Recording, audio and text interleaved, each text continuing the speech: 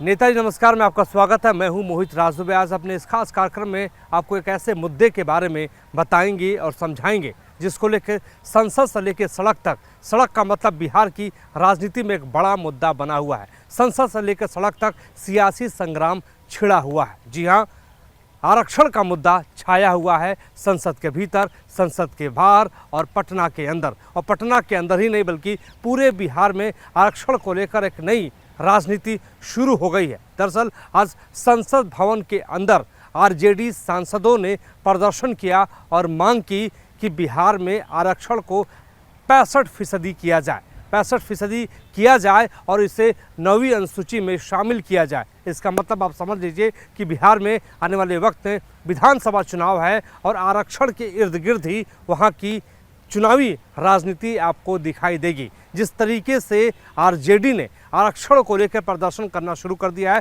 तेजस्वी यादव ने सबसे पहले पटना के अंदर आरक्षण को लेकर प्रदर्शन किया और कहा कि 65% आरक्षण लागू किया जाना चाहिए। जब आरजेडी ने यह भी कहा, तेजस्वी यादव ने यह भी कहा कि जब वो 2022 में बिहार में डिप्टी सीएम थे, उस वक्त उन्होंने 65% आरक्षण बिहार में लागू करवाया था। दरअसल ये भी समझना आपके लिए ज़रूरी है कि नीतीश कुमार ने जातिगत सर्वे करवाया था और जातिगत सर्वे के बाद यानी सर्वे के बाद जो है, सर्वे में ये बात जब सामने आई कि सरकारी नौकरियों में अनुसूचित जाति, अनुसूचित जनजाति, पिछड़ा वर्ग, अत्यंत पिछड़ा वर्ग को आरक्षण दिया जाना चाहिए, उसके बाद ही तेजस्वी कुमार की पहल के बाद 65% आरक्षण की बात बिहार में सामने आने लगी। और उससे लागू होने के बाद जो है पटना हाईकोर्ट में चुनौती दे दी गई और उसके बाद इस पर रोक लगा दी गई। सुप्रीम कोर्ट ये मसला पहुंचा, सुप्रीम कोर्ट में भी पटना हाईकोर्ट की बात से इनकार नहीं किया गया, यानी कोर्ट में ये मसला अभी भी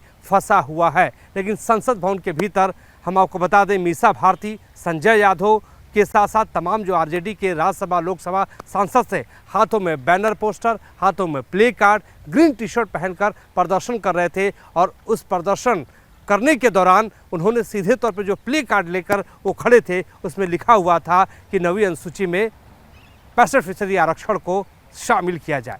आपको सबसे पहले हम बताते हैं कि 9वीं अनुसूची का मतलब क्या है। 9वीं अनुसूची का मतलब ये है कि केंद्र और राज्य सरकार के वो कानून जिसकी समीक्षा या चुनौती न्यायालय में नहीं दी जा सकती है। इसका मतलब आप समझ लीजिए कि जब इसकी चुनौती नहीं दी जा सकती है तो इसको मुकम्मल तौर पर तेजस्वी यादव और आरजेडी जो है वो बिहार में इसे लागू करवाना चाहती है। इस मसले पे हमने सबसे पहले बातचीत की आरजेडी से सांसद मीसा भारती से। सुनिए मीसा भारती ने क्या कहा। मीसा भारती जी, पहला सवाल कि आरक्षण का मुद्दा फिर से गर्मा गया, आप लोगों ने संसद में प्रदर्शन किया, क्या चाह रहे हैं आप लोग?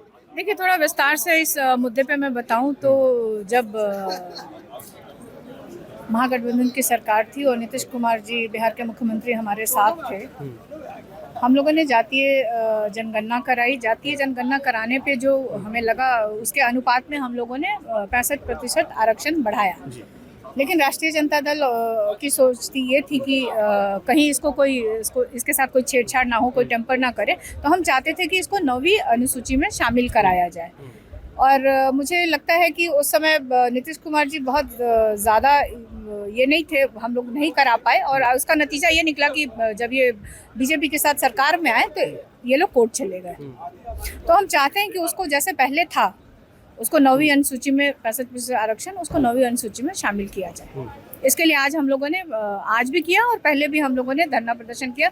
इसमें ओबीसी के लोग हैं, दलित हैं, आदिवासी हैं, तो सब लोगों का इसमें आरक्षण है और हम चाहते हैं कि इसको सुनिश्चित किया जाए। इसे कौन रोक रहा है? आपको कौन दिखाई दे रहा है? नीतीश कुमार रोक रहे हैं, बीजेपी रोक रही है, कौन रोक रहा है? देखिए, सबसे पहले तो क्योंकि नीतीश कुमार जी जब हमारे साथ थे तो हम लोगों ने तो किया ही।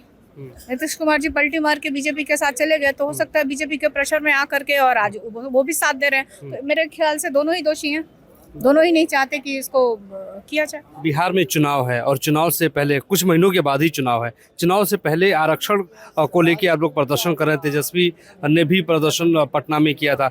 आपको क्या लग रहा है, क्या दिखाई दे रहा है? क्या चुनाव की वजह से इस पे हंगामा ज़्यादा हो रहा है? नहीं, चुनाव की वजह से इस पे हंगामा ज़्यादा नहीं रहा है। जो जिसका जितना अधिकार है उसको मिलना चाहिए, तो यही एक बात है। और ये लड़ाई आगे कैसे चलेगी? बिल्कुल आगे जारी रखेंगे हम लोग और मुझे पूरी उम्मीद है कि हम लोग इसको 9वीं अनुसूची में शामिल करा पाएंगे।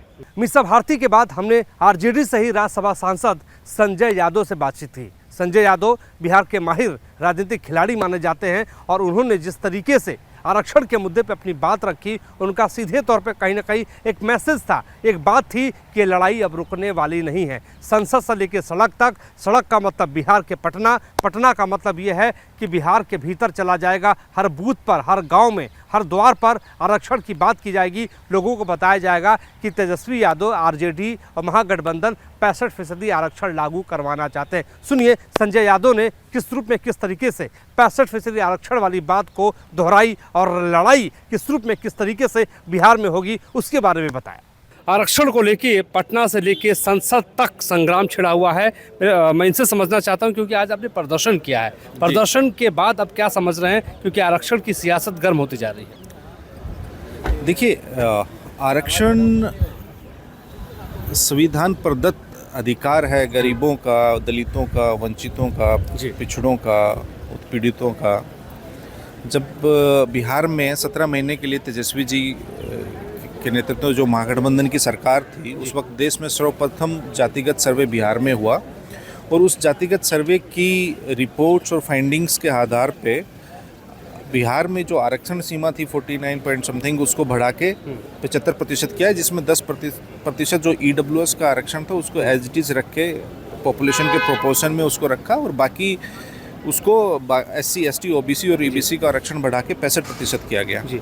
और फिर उसको 65% करने के बाद सर्वसम्मति से बिहार से कैबिनेट से उसको पास करके इवन विधानसभा में भी उसकी रिपोर्ट्स रखी, उसको भारत सरकार को भेज दिया कि भाई आप उसको संविधान की 9वीं अनुसूची में शामिल कीजिए ताकि कोई कोर्ट कचहरी ना करे, क्योंकि बीजेपी आरक्षण के साथ छेड़छाड़ करने में माहिर हैं, इसलिए इनको आरक्षण चोर का इनको उपमा दी गई है, इनका नामकरण किया गया है।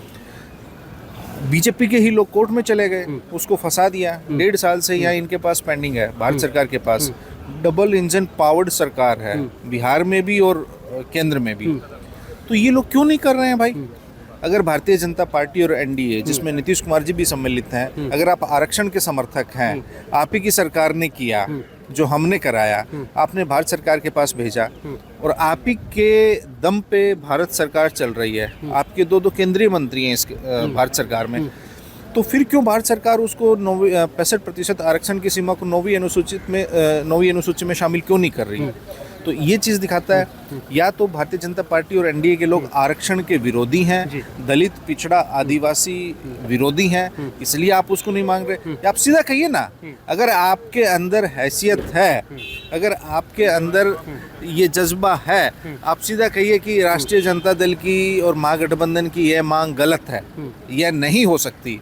अगर हो सकती है तो आप बताइए कि क्यों नहीं हो रही है। ये अब सवाल ये होता है संजय भाई कि अब लड़ाई कहाँ जाएगी, क्योंकि वो आप कह रहे हैं कि वो तैयार नहीं है, आप प्रदर्शन कर रहे हैं, अब ये क्योंकि चुनाव भी आने वाला है, ये लड़ाई कहाँ जाएगी? क्या चुनाव तक जाएगी? क्या चुनाव के बाद खत्म हो जाएगी? हमारी वैचारिकी चुनाव से शुरू नहीं होती और चुनाव पे खत्म नहीं होती, ये विचारधारा का प्रश्न है।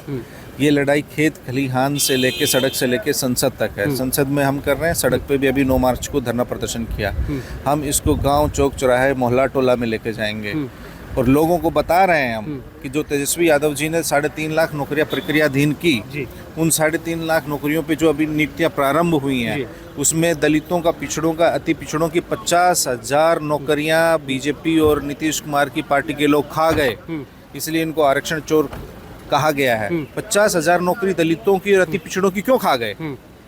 वो दलितों की, अति पिछड़ों की, आदिवासियों की 50,000 नौकरियां किसके खाते में गई हैं भाई? यानी मान लिया जाए कि इस चुनाव में सबसे बड़ा मुद्दा यही होगा। निसंदेह मुद्दा है। और देखिए, राष्ट्रीय जनता दल, हमारे राष्ट्रीय अध्यक्ष आदरणीय लालू प्रसाद जी की जो राजनीति है, सर्वप्रथम उन्होंने देश में जातिगत जनगणना की मांग उठाई थी। लोग उनको और उनकी इस मांग को रिडिक्यूल करते थे। आखिर बिहार ही ऐसा राज्य हुआ, सर्वप्रथम जब हम 17 महीने के लिए सरकार में आए, जातिगत सर्वे करवाया। 17 साल में तो बीजेपी और नीतीश कुमार ने 2022 में लागू हुआ, इन्होंने तो नहीं करवाया था। और हमने ये कहा था, तेजस्वी जी ने 2018 से कह रहा था कि हमारी सरकार आएगी तो तमिलनाडु की तर्ज पे हम आरक्षण को बढ़ाएंगे, और हमने उसको, तमिलनाडु में 69% था, हमने उसको 75% किया बिहार में। तो हम जो कहते हैं वो करते हैं।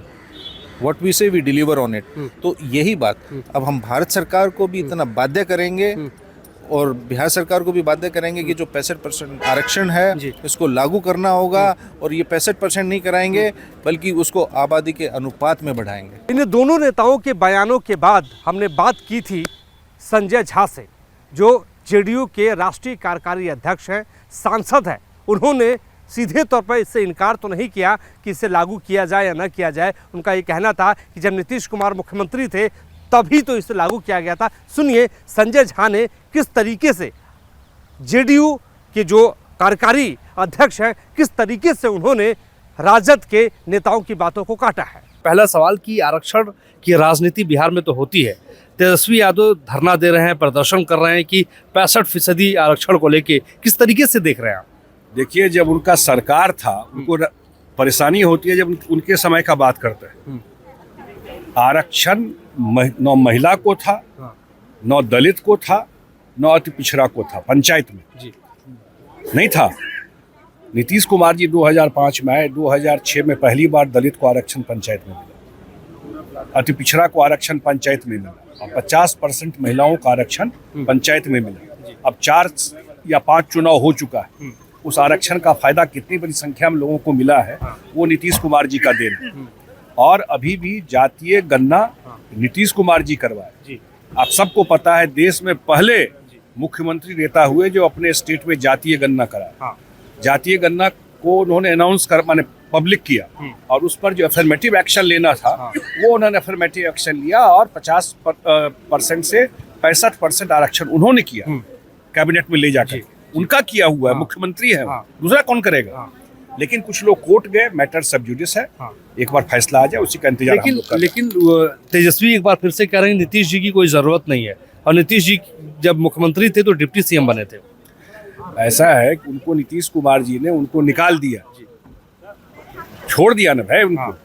और उसके बाद मैंने बताया आपको कि 2 चुनाव हो गया एनडीए के साथ हम लोग, रिजल्ट सामने में है। उनको पता है कि 25 में क्या रिजल्ट होने वाला है। तो नीतीश कुमार जी तो बोल दिए कभी नहीं जाएंगे, तो बार बार क्यों उनका नाम लेते हैं? उनके पिता लालू जी कहते हैं कि भाई स्वागत है उनका। उनको पता है ना कि ग्राउंड पे क्या रियलिटी है। उनको ग्राउंड का सच्चाई पता है कि नीतीश कुमार बिहार के राजनीति के धुरी है, उनके बिना संभव नहीं है, इसलिए बोलता है पिताजी। आप जेडीयू के बड़े नेता हैं, कार्यकारी अध्यक्ष हैं, पीएम भी कह चुके हैं नीतीश जी को कि लाडले सीएम हमारे हैं, तो इफनबट तो नहीं है ना अब तो?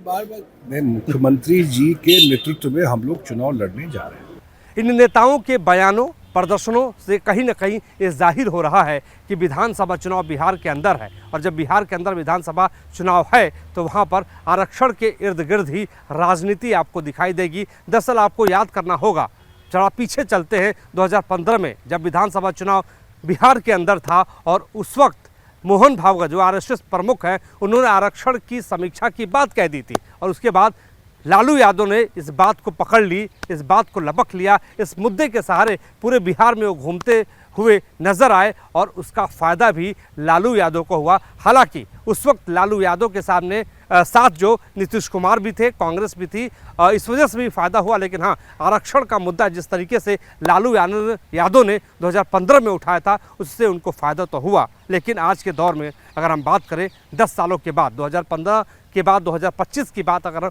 हम करें तो 2025 में तेजस्वी यादव ने इस मुद्दे को लपक लिया है। उनका ये कहना है कि संसद में हमारे सांसद तो इस मुद्दे को उठाएंगे, लेकिन इसके साथ ही पटना के अंदर, बिहार के अंदर इस मुद्दे को उठाया जाएगा।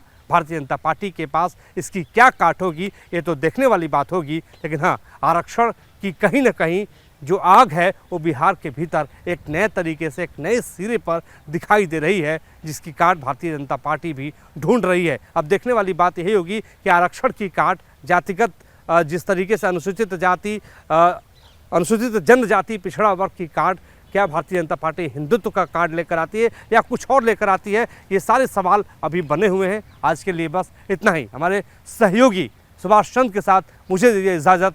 नमस्कार।